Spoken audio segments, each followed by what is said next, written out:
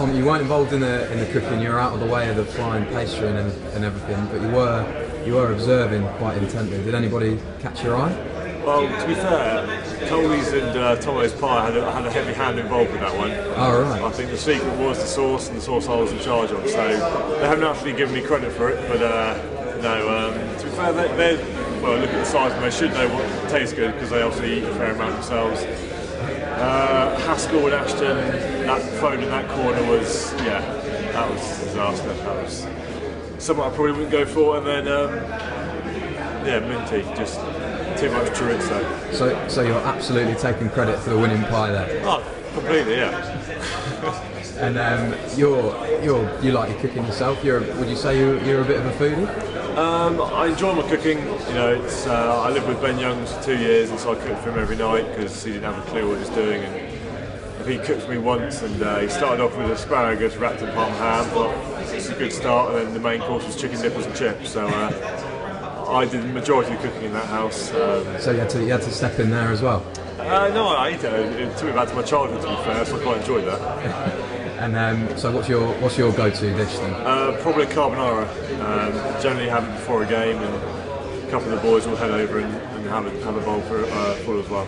Do you think some of the lads were put off perhaps tonight by the presence of a cult hero in Greg Wallace? Greg Wallace, the master, yes. I think if I had been up there, actually, I would have been under a little bit of pressure because obviously a big fan like yourself of MasterChef, and he knows what he's talking about. But I don't think that would have phased many of them, to be fair. I think they're quite, ignorant's not the word in the way of cooking, but not really phased by it, to be fair.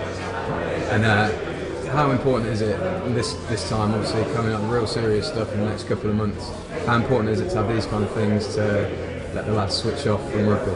I think it's quite a nice thing, you know, you have appearances every now and again, and this has been one of the more enjoyable ones. Obviously it's about getting a message across to the public about, you know, get up for England, about, you know, waking up early, having a pint in the bar on a Saturday morning, which sounds actually pretty decent, and it's been quite an enjoyable day, to be fair. And the boys enjoyed the cooking, a few interviews after, and we've tasted a fair amount of food, so it's been good.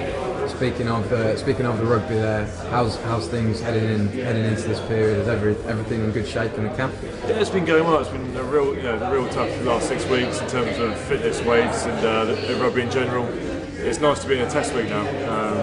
That's what rugby players do. You know, they play at the end of a week, and it's nice to be in that sort of week and get some structure back. Yeah. So confidence is pretty high as to what we can expect from you guys out in New Zealand? Obviously, you know, the momentum we gained from the friendlies, the next couple of matches will be massive. We're confident going into those games. Wins in those games will breed confidence, and hopefully the momentum will start to go. And from a personal point of view, it's going to be your first World Cup. You've had the experience of the Lions Tour in the past. What specifically about a World Cup are you looking forward to? Like I say, it's my first World Cup, so it's a bit of something that I'm not really aware of. So just looking forward to the whole experience in terms of, you know, people coming down en masse to New Zealand to watch the biggest rugby tournament in the world. And it's just an exciting time.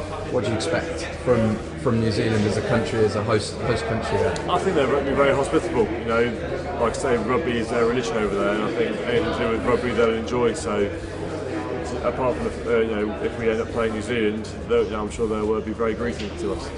And competition in your position in the back row is absolutely fierce, but I guess you wouldn't want anything different.